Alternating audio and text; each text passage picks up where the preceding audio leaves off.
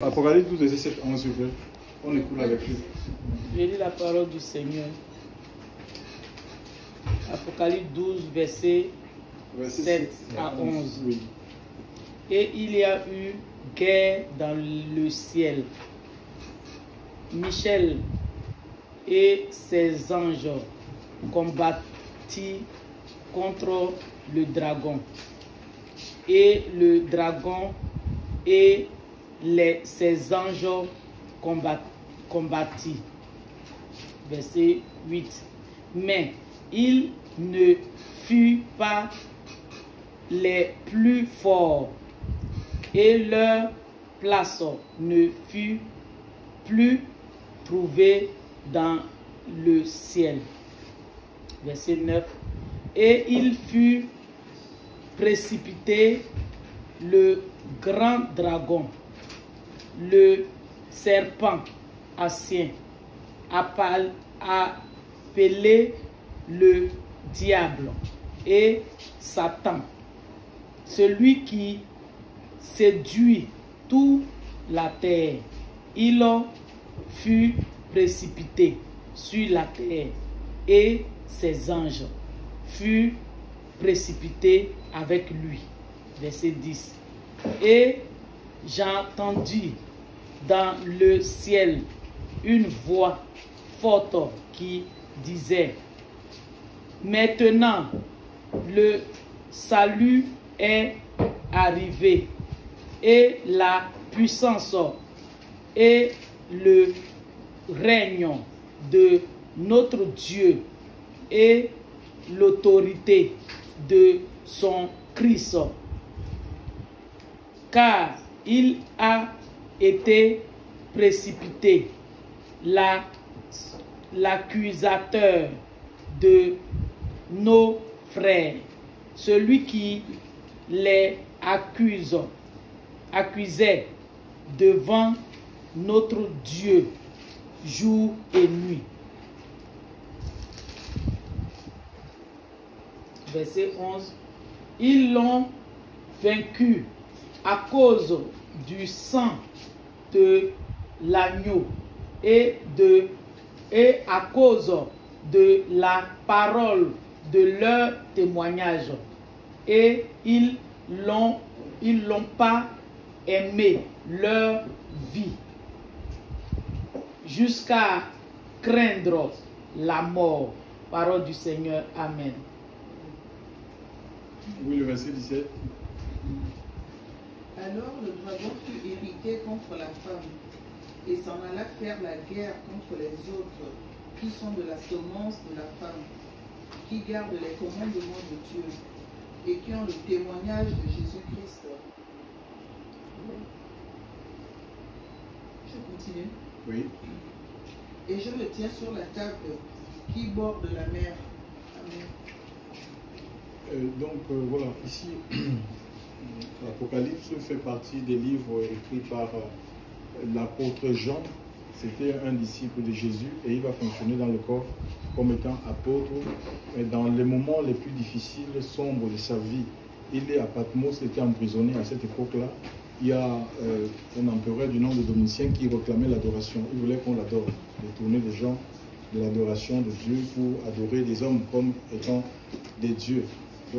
Et cet homme-là, parce qu'il prêchait Christ, il demandait aux gens d'adorer le Seigneur, le seul, le véritable, de quitter l'idolâtrie, et on va le faire pour le taire, on va le mettre en prison, dans la chaîne, et c'est dans la prison, dans la chaîne, que Dieu, parce que Dieu travaille toujours, hein, d'accord? Même dans des moments difficiles de nos vies, Dieu continue à travailler. Il va lui donner des prix, Dieu va amener cet homme à vivre d'autres expériences qu'il ne vivait pas quand il était un homme, il était homme libre. Imaginez un peu que quelqu'un qui était dans l'apostolat, donc occupé à prêcher, à faire des délivrances, à missionner, à aller ici et là. Donc il n'avait pas le temps pour lui, Dieu voulait lui montrer un autre aspect en fait, de sa personne, une autre facette de qui il est, avoir une révélation nouvelle. Alléluia. Donc parce qu'on ne sait pas Dieu sur des choses qui sont préétablies. quand nous voyons la révélation, quand Dieu se révèle à l'apôtre Paul dit, je t'ai apparu et puis je te montrais des choses, pour te montrer des choses, pour que tu annonces des choses que tu as vues et celles pour lesquelles je t'apparaîtrai. D'accord? Donc la révélation de Dieu est progressive en fait. Et c'est à nous de suivre le cours de sa volonté. Donc cet homme-là, il se retrouve à Patmos. Sûrement il y a eu des critiques. Les gens disent, mais comment un apôtre de Dieu, comment il peut... Il est serviteur de Dieu et il est en prison. C'est la chair. Non, les gens, à son époque, il y a des gens qui ont réfléchi comme ça. Et parfois, on peut être en proie aux difficultés. Il y a la mort qui frappe dans ta famille. On dit, mais comment tu es enfant de Dieu? Et il y a la mort, il y a beaucoup... Il y a des deuils chez toi comme ça. Pourquoi ta situation reste inchangée? Tu peux voir, même au sein de l'assemblée, les gens peuvent porter, ce genre de jugement. C'est quoi ce qui est important? Le témoignage de l'esprit, hein, le témoignage intérieur, parce que Dieu a doté chaque enfant de Dieu de son esprit, que au-delà des paroles qu'on peut recevoir, qu'on peut nous dire à gauche, à droite, peut-être parfois des paroles d'accusation, de condamnation, mais l'Esprit de Dieu rend témoignage à notre esprit que nous sommes dans sa volonté. Alléluia. C'est le témoignage de l'Esprit avant le témoignage des hommes. Donc, il est en prison et il va voir cette guerre-là, la guerre dans le ciel, comment le ciel se déchire. Et pourtant, cette guerre-là a eu lieu des milliers d'années avant que cet apôtre-là ne soit né. Hein?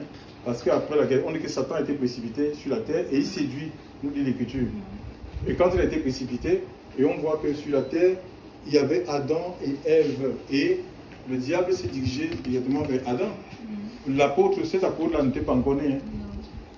Cet apôtre n'était pas encore né, mais Dieu va lui montrer. Donc par l'Esprit, on peut voir le passé. Dieu peut te montrer. Par le Saint-Esprit peut te montrer le passé. D'accord? Les choses qui sont passées, même dans ta famille. Les choses qui concernent ta famille. Le passé de ta famille, il est capable aussi, l'Esprit de Dieu te montre le présent. C'est l'Esprit éternel. D'accord? Il peut te montrer le présent et il peut aussi te montrer le futur. Parce qu'il voit le passé, le présent et le futur. Et il va écrire sur des choses qu'il a vues. Parce que les gens disent que oui, il a fait, il y a des gens qui disent qu'il a vu le lac de feu. Les gens étaient jetés dans le lac de feu, le jugement, ou les enfants même. Les enfants étaient jugés, et chacun était jugé en fonction de ses œuvres. Ceux qui n'avaient pas leur nom écrit dans le livre de vie de l'agneau, ils étaient jetés, même les enfants, hein, ils étaient jetés dans le lac. Il a vu ces choses. Et les gens, parfois, ils vont dire non, mais non, l'enfer n'existe pas. Le lac de feu, la Gêne, appelez ça comme vous voulez, n'existe pas encore, c'est pas possible, c'est pas vrai. Et que les gens sont en train de brûler, peut-être ce n'est pas encore fonctionnel présentement, mais Dieu peut te montrer ça. Alors, Dieu peut te montrer ce qui va se passer dans l'avenir. Les gens, c'est après le jugement dernier, les gens seront jetés dans ce lac-là. C'est pas, quand les gens meurent là, ils ne vont pas directement dans le lac de feu. Hein. D'accord? Le Dieu parle de celui qui, oui, voilà, ils vont séjour des morts. Mais Dieu peut montrer ça, que voilà, c'est ce qui va se passer pour ces personnes-là. Ça existe. Moi, j'ai vu le lac de feu, un lac terrible. Tu vois, et certains des membres de ma famille complètement nus, brûlants dans ce lac. J'ai vu ça. Et c'est des gens parfois qui pratiquaient la sorcellerie. Ils sont, mon Dieu me l'a montré, ça existe le lac de feu. Mais ce n'est pas encore fonctionnel. D'accord? Quand Jean a vu ce lac-là, et il vient comme une sentinelle, comme une trompette pour alerter. Attention. Alors, ici on parle de la guerre. Le ciel, la guerre, ça peut opposer deux personnes, ça peut opposer deux nations, d'accord? Et de toutes les guerres qui peuvent être menées, la pire, c'est la guerre civile. Une guerre civile, c'est une guerre au sein même du pays. L'ennemi n'est pas extérieur. Non. Parce que si vous avez un ennemi extérieur, donc tous les habitants, toute la communauté, d'accord? Comme nous sommes ici, nous allons former un pour repousser l'adversaire. Oui. Mais entre nous-mêmes, si on se fait la guerre, c'est la destruction, c'est l'effondrement d'une royaume. Il y a des pays qui ne se relèvent pas. Alléluia. Et certains, surtout en Occident, en fait, ils connaissent ça. C'est pourquoi ils font, puisqu'ils ne veulent pas le développement des Africains, ils exploitent l'Afrique à travers les guerres civiles, les guerres interethniques, les guerres tribales. Donc ça permet que le pays ne peut pas se relever et ça leur donne la possibilité de piller ces nations-là tranquillement. Donc c'est ce qu'il faut éviter, c'est ce que Jésus a dit, toutes les guerres, c'est la guerre civile, c'est le fondement d'un royaume, d'une famille, ça ne marche pas, vous ne pouvez rien faire. Donc on doit plus opter pour la paix, pour la réconciliation. C'est pour cela que le Seigneur il est venu réconcilier non seulement les hommes avec Dieu, mais les nations, les peuples entre elles. Alléluia. Et il nous a donné ce service-là, le service de la réconciliation. D'accord? On doit rechercher toujours la paix. Et Dieu dit la paix avec tous et la sanctification sans laquelle personne ne verra le Seigneur. On ne verra pas le Seigneur parce qu'on est apôtre, on est pasteur ou on a prêché la Bible. Il faut marcher, il faut avoir une vie sanctifiée, c'est-à-dire une mise à part pour le Seigneur. Alléluia. Oui, voilà, une vie mise à part pour le Seigneur. Gloire à Dieu. Et la sanctification, elle est intérieure et extérieure. D'accord? Parce qu'il y a des gens qui vont dire non, oui, ben, Dieu ne regarde pas. Dieu regarde au cœur. Quand le cœur est transformé, parce qu'en fait, l'extérieur révèle ce qu'il y a dans le cœur. D'accord?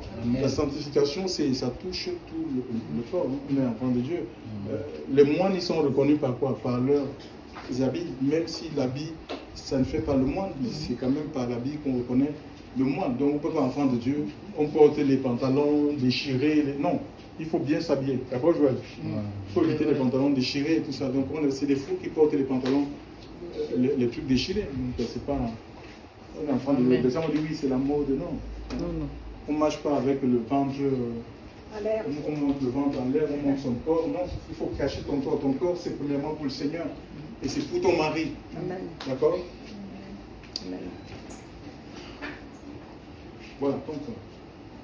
Le ciel se déchire. Et puis, il y a un camp qui est sous la conduite de Lucifer, qui sera plus tard appelé Satan. Dieu n'a pas créé Satan, d'accord? Il a créé des anges, et il y a un ange qu'on appelait Lucifer, ange de lumière, porteur de la gloire. Il était protégé de la gloire de Dieu, d'accord? C'était un ange très puissant, l'Écriture lui aux ailes déployées. Et cet ange-là a convoité. Donc il a laissé que la convoitise le gagne. D'accord? Et la convoitise l'a gagné. Il s'est mis à vouloir, à devenir plus que ce qu'il était. Donc sa position de chérubin, ange protecteur, ne le suffisait plus. Il voulait le trône. Alors qu'est-ce qui s'est passé? Donc, et il a séduit un tiers des anges.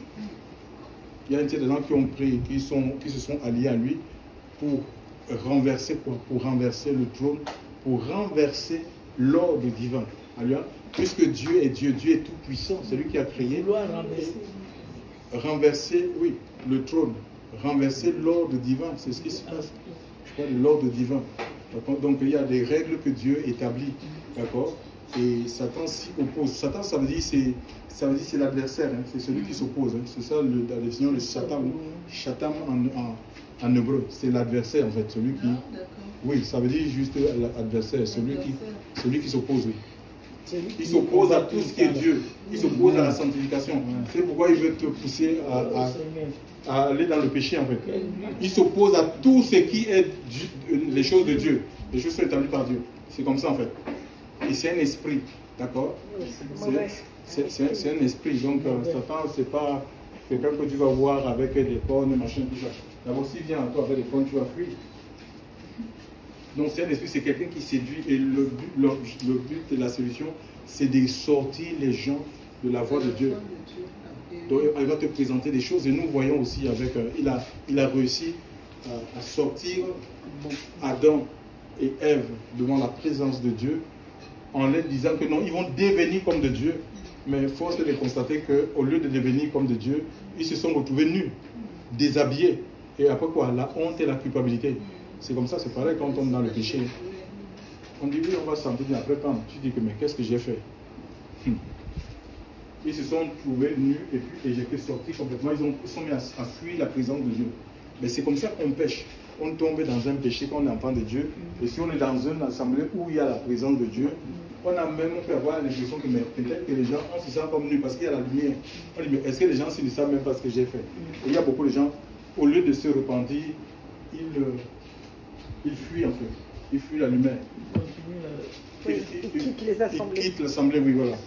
Ils quittent l'assemblée, fuient, ils quittent l'assemblée au lieu de se... au lieu de se repentir, oui. Au lieu de se repentir. Donc il est venu sur la terre et nous voyons aussi, quand Jésus fut baptisé par Jean, revêtu de la puissance de Dieu, il est poussé à mener au désert 40 jours de jeûne. Mais Satan va se présenter en lui proposant des choses. Si tu es fils de Dieu, change ces pierres en pain.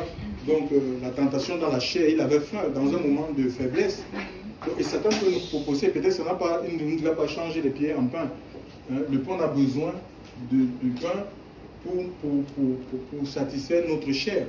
Ça peut être, on peut avoir des problèmes d'ordre financier, problèmes professionnels, marital, et puis Satan va venir comme ça, il va te proposer des choses, et sans discernement, sans prier, et on pense que ça va nous faire du bien, et on tombe dans le...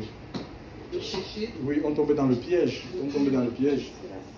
On tombe dans le piège de l'ennemi. Ce n'est pas toutes les portes. Ce n'est pas toutes les portes qui s'ouvrent devant nous, qui sont des bonnes portes, qui sont ouvertes par Dieu. Il y a des portes que le diable ouvre. Il dit, si tu m'adores, tous ces royaumes-ci, toute cette gloire que tu vois, m'ont été donnés, je les donne à qui je veux. Donc ça veut dire qu'il y a des gloires, il y a des positions, des élévations qui sont données aussi par le diable, on peut obtenir par Satan. D'accord? Parce que tout ce pouvoir lui a été donné sur la terre. Vous voyez un peu, il y a des choses qu'on peut obtenir par le diable. Hein, donc, et Satan a ses agents partout dans le monde. Il crée des religions, des sectes. Il a les marabouts, les voyants. C'est ça. Donc, pour séduire les gens, pour que les gens ne soient pas occupés à chercher Dieu. Donc, il présente les voies des facilités aux gens, chers frères et sœurs, dans le Seigneur. Alors, il ne fut pas trouvé le plus fort et sa place ne fut plus trouvée dans le ciel, nous dit l'Écriture. Il fut précipité sur la terre, le grand dragon, le serpent ancien, celui qui séduit. D'accord? Et il nous est dit, dans le même Apocalypse, malheur à la terre et à la mer. La mer ici, ce sont les îles, il y a les habitants des îles. Parce que Satan est descendu vers vous, animé d'une grande colère, sachant qu'il a peu de temps, oui, il sait que Jésus va revenir. D'accord? Et que sa place, et que le lac de feu a été fait, a été conçu. Le lac de feu a été conçu pour le diable et ses démons en fait. Hein. Ce n'est pas pour les hommes. Mais non, les hommes iront là-bas parce qu'ils vont refuser la main tendue de Dieu. C'est tout. Mais ce n'est pas un endroit qui a été conçu pour les hommes. Hein. C'est pour Satan et ses démons. Oui. Maintenant, puisque les gens ne veulent pas se tourner vers le Seigneur, il va les envoyer dans cet endroit-là. Alors ici, nous voyons la victoire. Je vais parler un peu de la victoire, la victoire de Michel et les anges qui sont restés fidèles à Dieu. D'accord? L'Écriture dit qu'ils l'ont vaincu, pas parce que c'était des grands stratèges, hein, où ils avaient vraiment la connaissance des plans de guerre et tout. Non. Ils l'ont vaincu, l'Écriture dit, à cause du sang. Uniquement à cause du sang.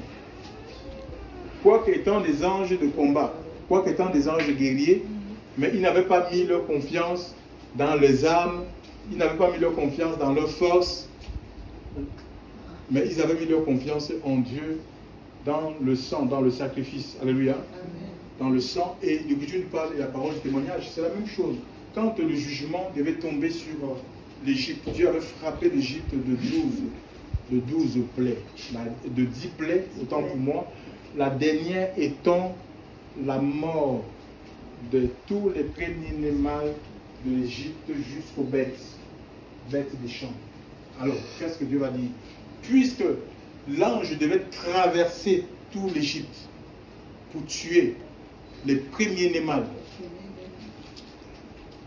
Alors, pour épargner, parce que son peuple, les Juifs, vivaient en Égypte, plus particulièrement dans une ville, une cité qu'on appelle le Goshen.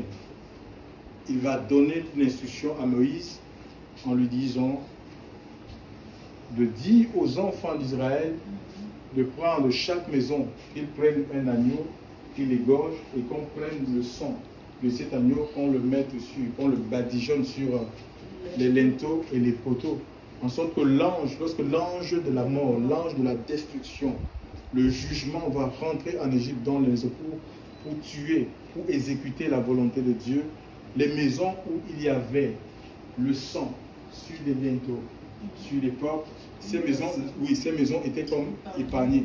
L'ange de la mort passait par-dessus cette maison. D'accord? Il ne pouvait pas rentrer à cause de la marque, du sang. Tout ce que Israël avait à faire, ce n'était pas de réfléchir, de savoir, mais attends, le sang là, est-ce que c'est possible ça? Ou dire, bon, voilà. Peut-être, je ne sais pas, à cette époque, il y a l'incrédulité, ça n'a pas changé. L'incrédulité parlait le monde entier, même y compris même les milieux chrétiens. Il y a des gens qui ne croient même plus au retour du Seigneur. Ils pensent que, d'abord, les assemblées, la plupart des assemblées, on ne prêche même plus. On ne prêche pas le retour de Christ. C'est devenu des lieux de divertissement. On va comme des trucs associatifs, on va se faire du bien. On va appeler on appelle même des gens qui font du sketch, le théâtre des clowns, des après-midi comme ça. Les gens vont se divertir et puis ils retournent chez eux. On appelle ça comment? Il fallait non seulement, il fallait égorger l'animal et recueillir du sang. Outre le fait de recueillir du sang, il fallait mettre ce sang sur les linteaux, oui. Imaginez un peu que, on a l'agneau et puis on ne fait pas exactement ce qui nous a été recommandé. Ça ne marchera pas. D'accord? Ça ne marchera pas. Il fallait mettre ce sang sur des linteaux.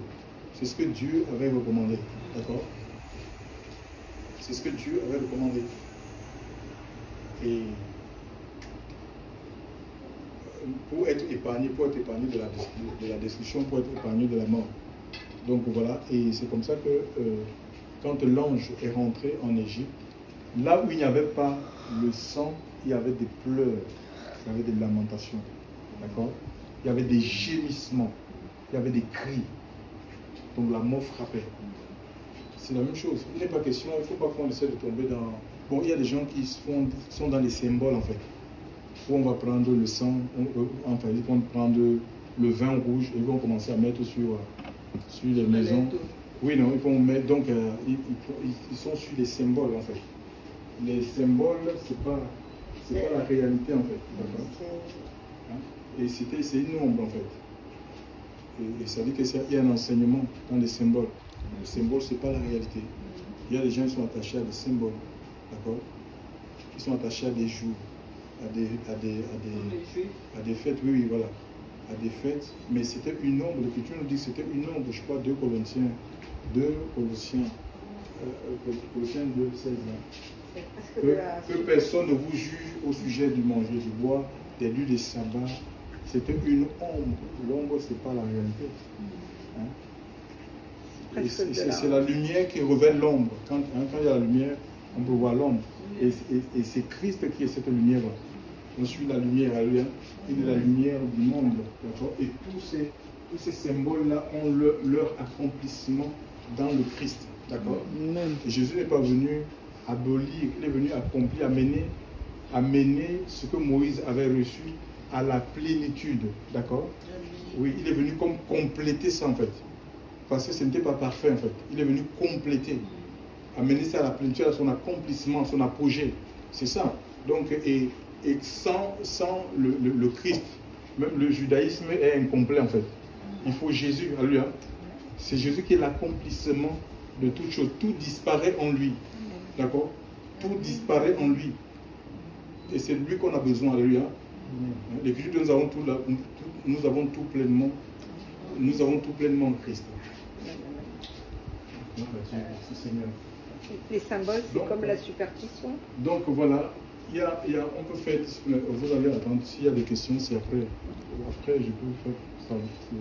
Quand on parle comme ça, je vais faire le fil d'idée. Donc, voilà, ici, on voit, ils ont le sang, donc ils ont mis leur confiance dans le sang. C'est l'œuvre expiatoire. La constance de fusion de sang n'a pas de pardon. Et dans l'ancienne alliance, on utilisait des animaux chaque année pour que les gens, le peuple puisse obtenir le pardon. Mais la conscience, le péché c'était toujours dans la conscience en fait. D'accord? C'était symbolique. Ils n'étaient pas détachés de leur péché. Alléluia. Parce que c'était toujours dans la chair. Mais quand en Christ, c'est une autre réalité. Quand quelqu'un reçoit Christ, c'est-à-dire qu'au fond de lui, il se sent purifié, il se sent transformé. Il y a des liens qui le quittent. Il peut dire que Jésus a enlevé quelque chose dans ma vie. Hein, tous ceux qui ont en Christ, ils ont le témoignage de Christ en eux. L'Écriture dit que Satan, là, il fait la guerre. Il a là fait la guerre à la femme. Et ceux qui gardent le commandement et qui ont le témoignage de Jésus en eux, qui ont le témoignage de Christ. Donc on ne peut pas dire qu'on a rencontré le Christ et que notre vie ne soit pas changée. Ce n'est pas possible. On est entré, l'Écriture devient une nouvelle création. Il fait de nous un homme, une femme nouveau. D'accord? On est transformé et plus on le suit. Parce que c'est ça, le disciple, c'est celui qui suit un maître. Plus on suit le Seigneur, le Mashiach, celui qui est oint, notre vie sera semblable à sa vie. Notre vie sera ointe. Hein? On aura sa force. Ce n'est pas un homme qui va nous servir. On aura la force du Seigneur parce qu'on suit celui qui est fort. D'accord? On suit le puissant. Si tu es au service d'un homme puissant, mais tu es puissant, tu vas jouir de la puissance de la personne. C'est comme ça en fait. C'est ça un chrétien. Un chrétien, c'est quelqu'un qui suit le loin, celui qui est loin, le Messie. C'est pas on ne suit pas les organisations, on ne suit pas les hommes. Nous, on suit les hommes. C'est pourquoi nos vies sont faibles. On a peur du diable. Et on croit que c'est des hommes qui vont... c'est des hommes qui vont apporter la solution à nos problèmes. Chers frères et sœurs, écoutez-moi bien. Il y avait une catastrophe au Cameroun. Ça doit être en 2000, ça dans les années 98, 2000 comme ça. La catastrophe d'un SAM. Catastrophe d'un SAM. C'était terrible. Hein?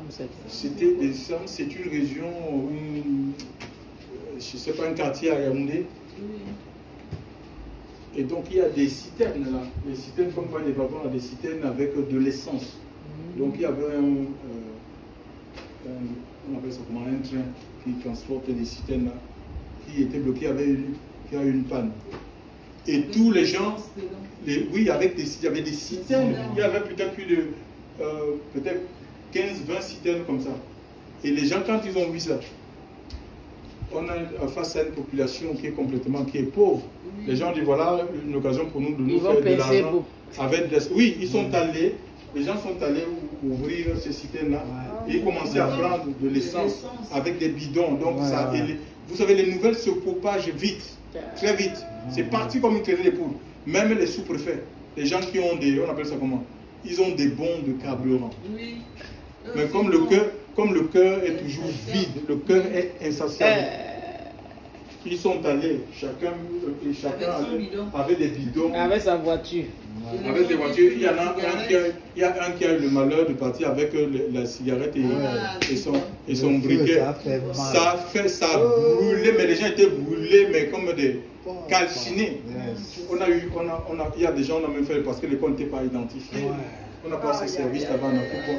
Donc il y a des fosses communes, c'était terrible. C'était terrible. Le feu, la catastrophe d'un SAM. Vous pouvez taper ça dans YouTube, catastrophe d'un SAM. Des gens brûlés, des gens morts, calcinés. Donc, et le feu, écoutez-moi bien, le feu poursuivait les gens qui avaient l'essence sur eux. Parce que tu as l'essence. Donc, si tu n'avais pas l'essence sur toi, tu étais épargné. Donc, par exemple, comme toi, si tu as l'essence, ça te prend. Lui, il n'a pas l'essence, ça ne lui prend pas. Marie-Thérèse a l'essence, ça va prendre Marie-Thérèse. Donc, ça sautait. Ceux qui n'avaient pas l'essence sur eux. Donc, ça, je peux un peu vous expliquer. Là où il y avait le linteau, là, le sang, là. Comme ici, là. L'ange vient là. Ceux qui n'ont pas leur confiance dans le Christ, ce qui va se passer. D'accord? hein, ils ne sont pas scellés du sceau de Dieu, Oh, Seigneur. ben, le Seigneur va, et Dieu ne les enlève pas en fait. D'accord? Donc c'est comme ça que ça se passe en fait. Donc on a besoin que nos vies, nos maisons, alléluia, nos vies doivent être consacrées. Ce sont nos vies qui doivent être consacrées à Dieu et pas de la parole de leur témoignage. Ça c'est important. Le chant de la parole, parce qu'il y a des gens qui croient, mais ils ne vivent pas la parole de Dieu. Ils n'obéissent pas à la parole du Seigneur. Les armes avec lesquelles nous combattons, ce ne sont pas les armes, ce ne sont pas les armes de la chair, nous dit l'apôtre. D'accord? Dans 2 Corinthiens 10, verset 4. Donc, même si nous marchons dans la chair, nous ne combattons pas seulement la chair. Les armes avec lesquelles nous combattons sont puissantes, comme dit l'Écriture, par la vertu de Dieu pour renverser les forteresses. Les armes sont puissantes par la vertu de Dieu pour renverser la forteresse. Donc, la vertu, c'est un mode de pensée et de conduite fondé sur des principes moraux élevés. D'accord? Étant donné que, ça dit, c'est des gens qui obéissent aux règles. D'accord? Ils ont leur vie. Si notre vie n'est pas soumise à la parole de Dieu, on peut prier, on peut gêner, ça sera sans efficacité. D'accord? Il y a des gens qui veulent prier, ils veulent gêner, mais leur vie n'est pas soumise à la parole du Seigneur. Mais c'est quoi ça ne marche pas? C'est d'abord la soumission à la parole de Dieu qui va te donner la force. Tu auras la force, alléluia. Tu auras la force, chers frères et sœurs, pour repousser à travers la prière, à travers la louange, à travers l'adoration, pour repousser l'ennemi. Et les armes, Dieu nous a donné les armes, hein, toutes les armes. Il dit, fortifiez-vous dans le Seigneur et par sa force toute puissante. Fortifiez-vous dans le Seigneur. C'est dans Éphésiens chapitre 5. Non, Éphésiens 6. À partir du verset 10 par là. Est-ce que quelqu'un peut lire ça? Comme ça. Éphésiens 6. Éphésiens 6, 10.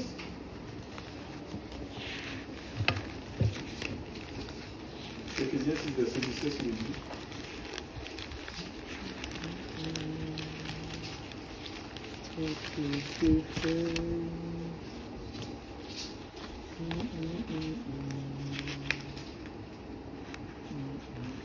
Éphésiens 6. Oui, 10.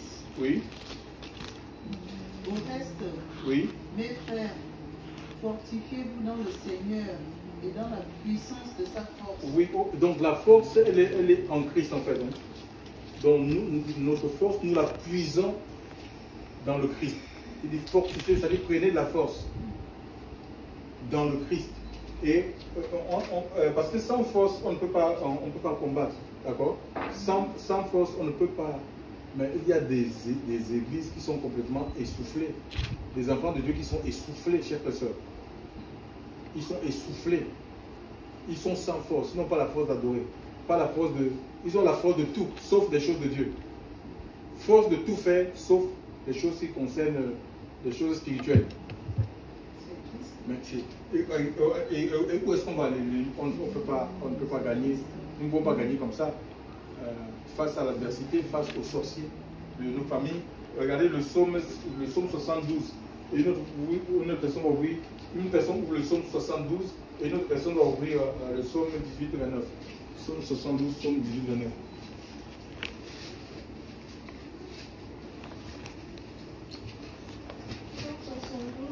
Oui. Psaume 60, verset 12.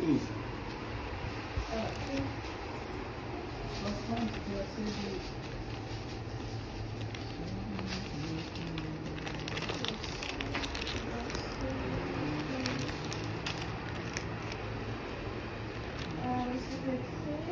Ne serait-ce pas toi, ô Dieu, qui nous avais rejetés et qui ne sortait plus, ô Dieu, avec nos armées? On continue. Oui, vas-y. Donne-nous du secours pour sortir de la détresse, car la délivrance qu'on attend de l'homme est vanité. Oui. Avec le secours de Dieu, nous ferons des exploits. Oui. Il foulera nos ennemis. Il fera quoi? Il foulera Nos ennemis. Oui, à ce pied. Donc, il écrasera nos ennemis dans d'autres versions. À ce pied. Donc, c'est Dieu qui écrase, avec le secours, avec son aide, avec son soutien, Amen. avec sa force. Amen. Donc, nous, on veut écraser l'ennemi sans la force du Seigneur. C'est pas possible, ça. Où trouver cette force? C'est dans le Seigneur. Amen. C'est dans l'obéissance à sa parole. Oui, le psaume 18, 29, il dit quoi?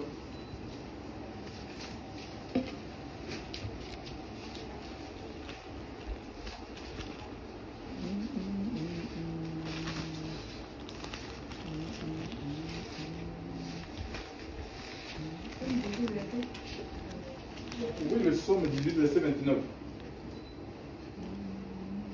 Il est écrit,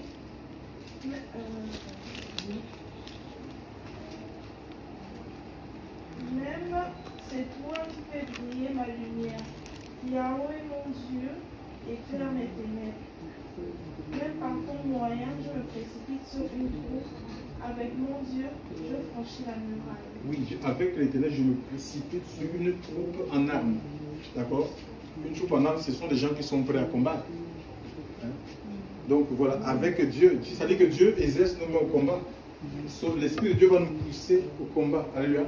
À combattre, à mener une vie de combat. Parce qu'on est en guerre. Alléluia. Et notre guerre, ce n'est pas contre les autorités, contre les institutions, contre les hommes.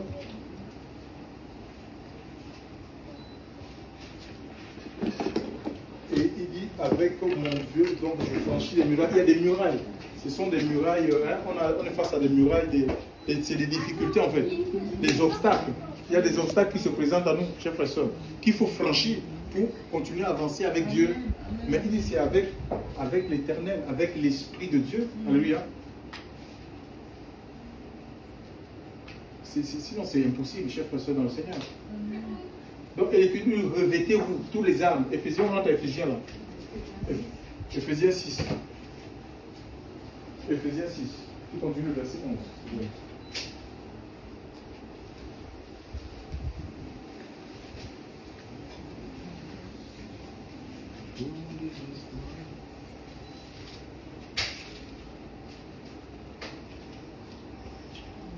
Ouais, Éphésiens 6, Oui. verset 11. Oui. Revêtez-vous de toutes les armes de Dieu, afin de pouvoir résister aux embûches du diable. On dit revêtez-vous de tous les armes de Dieu, n'est pas dit revêtez-vous de tous les armes de votre apôtre, de votre pasteur, de votre bishop. De tous les armes de Dieu, afin de résister. C'est-à-dire pour résister aux mauvais jours. Ce sont des jours de tentation, des jours de séduction, où Satan se déchaîne contre l'Église, contre les familles. Mais ça dit que de résister à ces mauvais jours-là, les jours de tentation, c'est la tentation, les séductions, la séduction qui est là, qui est grandissante. Tous les armes sont indispensables, d'accord, pour nous permettre de résister, pour nous permettre de combattre. Il y a des armes qui sont, et les armes là sont citées dans ce livre. Ils sont décrits dans ces livres. Il y a certains qui sont offensifs et d'autres sont défensifs. Donc l'Église, elle est construite pour non seulement pour être sur la défensive, alléluia, parce qu'il y a les armes défensives, mais aussi pour mener l'offensive. On doit gagner du terrain. On doit aller dans le terrain du diable avec l'épée de l'esprit, c'est le centre d'évangélisation, pour aller arracher les gens qui sont dans les chaînes, dans les prisons de philosophie, de religion, de raisonnement, d'athéisme. C'est ça. Et les armes défensives, c'est quand l'ennemi s'oppose à nous, il s'attaque à nous, on peut se protéger. Alléluia. Le bouclier de la foi, des choses comme ça. C'est pour nous protéger, chers frères et sœurs. Et tous les armes sont indispensables. On dit que revêtez-vous, c'est un impératif. Revêtez-vous, c'est un ordre. Ça dit habillez-vous. C'est comment, mais quels sont ces soldats qui vont aller en guerre? Même quand on est enrôlé dans une armée, on va nous donner l'équipement. Vous travaillez même dans vos services là, vos différents services. Vous avez des tenues de travail qui vous identifient par rapport aux patients. Donc c'est comme ça, Dieu nous revêt. Dieu nous revêt, chers sœurs, mais c'est un revêtement qui est spirituel. C'est pas des tenues de la chair, s'il vous plaît. Revêtez-vous. Le Seigneur veut nous revêtir. Il veut nous revêtir, chers sœurs, de sa cuirasse, la cuirasse de la justice. On est un peu plus. Le Seigneur nous a rendus justes pour qu'on puisse pratiquer la justice. Ce n'est pas pour qu'on puisse cautionner le mensonge, pour qu'on puisse cautionner les injustices, les inégalités. Non. ça ne marche pas. L'Écriture parle de l'épée de l'esprit, c'est sa parole. Alléluia. La ceinture de la vérité, la ceinture, oui, mais la ceinture, ça soutient mon pantalon. Ça fait qu'on ne peut pas avoir ma nudité. Si j'enlève ma ceinture, là, mon pantalon va descendre. Et ma nudité sera découverte. Vous voyez, la vérité, il faut rester dans la vérité. Vous connaîtrez la vérité et la vérité vous affranchira. Alléluia. Et quand la vérité nous affranchit, on se doit aussi nous de proclamer cette vérité-là. De nous maintenir dans la vérité. Alléluia. De rechercher la vérité. Par rapport à des situations, tu ne prends pas parti de ici. Il y a des gens comme ça qui se rangent sur. On va venir leur raconter une histoire. Et puis directement, ils se rangent sur le côté de la personne. Sur ton enfant, tu te ranges sur ton enfant sans chercher à savoir qu'est-ce qui est réellement passé ou aller questionner la partie adverse pour connaître la vérité, prendre des positions par rapport. Oui, parce que c'est ton enfant, parce que c'est ta personne ou parce que c'est un être cher, tu couvres, tu acceptes ça. Non, ça ne marche pas comme ça avec le Seigneur. On ne prend pas parti des hommes, on prend parti pour la vérité, on ne prend pas parti pour un pasteur, pour un système, on prend parti pour la vérité, chers frères et sœurs. C'est la vérité que nous cherchons, que nous suivons. Et c'est Jésus qui est cette vérité-là. Donc il y a toutes ces armes-là qui les a données. C'est à nous de nous en servir. Ce n'est pas, ces équipements ne sont pas donnés pour qu'on puisse les placer dans la maison comme des objets de musée, comme dans un musée en fait, des objets de curiosité. C'est là comme ça, voilà, telle âme, non. C'est pour qu'on puisse s'en servir. Alléluia. Et c'est possible avec la force et l'aide du Seigneur. Le combat, Satan a été vaincu, d'accord? Satan a été vaincu et il continue à rôder. Même si nous sommes dans le Seigneur, il faut que nous veillons et que nous prions, que nous soyons sur nos gardes, parce que l'Écriture nous dit qu'il rôde comme un lion. Donc s'il a une ouverture, si on ouvre une porte, il rentre dessus. Oui, il ne va pas t'épargner, d'accord? Il faut fermer. C'est pourquoi du temps de Néhémie, quand on parlait de la reconstruction du temple, les lieux qui étaient ouverts, c'est comme où les gens pouvaient avoir les lignes, pouvoir s'infiltrer. Ces lieux-là étaient gardés en fait, d'accord, pour empêcher l'ennemi de s'infiltrer, d'accord, de rentrer dans, pour empêcher la reconstruction du temple de Jérusalem. Et nous vissons ce temple-là que le Seigneur est en train de construire, de bâtir. On peut savoir, chacun connaît sa vie. Chacun, on ne peut pas se mentir à soi-même. Tu peux connaître tes faiblesses, là où ta chute peut venir. C'est à toi maintenant de prendre des précautions. C'est à toi de prendre des précautions par rapport à ta propre vie pour ne pas tomber dans le péché. Que le nom du Seigneur soit béni. On va prier Dieu vraiment. Merci Seigneur. L'Église, elle est puissante, chers frères et sœurs. Le séjour des morts, la victoire qui a été donnée aux anges fidèles, l'archange Michel, c'est notre victoire. Alléluia. C'est la victoire de l'Église. Le Seigneur dit que le séjour des morts ne prévaudra point contre son Église. Laissons-nous bâtir par le Seigneur. Alléluia. Ce qui est bâti par Dieu et pour Dieu, ça va franchir les murailles, ça va traverser le temps. Alléluia. Ça perdure. Alléluia. Donc, au Seigneur, visite-nous, Seigneur. Ce matin encore, Seigneur. Que ton Esprit Saint vienne, agis dans nos cœurs, agis dans nos âmes, agis dans nos esprits. Nous voulons être à toi, Seigneur, que l'onction du Saint-Esprit soit relâchée. Seigneur, mon Dieu, mon Père, manifeste-toi encore, Seigneur. Donne-nous un témoignage de notre vie, de ton esprit, Seigneur. Nous avons besoin de toi, Seigneur, de ta présence, Seigneur Dieu. Tu es le Dieu tout-puissant, Seigneur. Tu es le véritable. Ton règne n'a pas de fin, Seigneur. Père, touche-nous, Seigneur. Ouvre-nous encore, Seigneur, pour ce grand combat, Seigneur de la foi. Nous te disons merci, Seigneur. Tu souffles dans nos cœurs, tu souffles dans nos âmes. Tu souffles dans nos esprits, Seigneur Dieu Père. Père, tu te manifestes encore ce matin. Manifeste-toi au milieu de nous, Saint-Esprit. Nous ouvrons nos cœurs pour toi, Père, Seigneur. Pénètre notre vie, Seigneur. Et enlève tout ce le mal, Seigneur, au milieu de nous, Seigneur. Tout ce qui ne glorifie pas ton nom, Seigneur. Que ta présence dans nos vies soit réelle. Oh Dieu de bonté, viens combattre pour nous, Saint-Esprit, Papa. Au nom de Jésus-Christ de Nazareth, aide-nous, Seigneur, à nous réveiller tous les soirs, tous les matins. Oh Seigneur, pour te glorifier, que ta parole ne quitte pas, Seigneur, nos yeux, Papa. Prends le plein contrôle. Mets ton amour à nous, Seigneur. Remplis nos cœurs de ton amour. Délivrance, Seigneur Jésus-Christ, de nos vies. Seigneur, nous le mettons tout entre les creux de tes mains, Papa. Prends le contrôle, Seigneur, mon Dieu. Prends le contrôle dans nos familles. La vie de nos enfants, Seigneur, je te prie.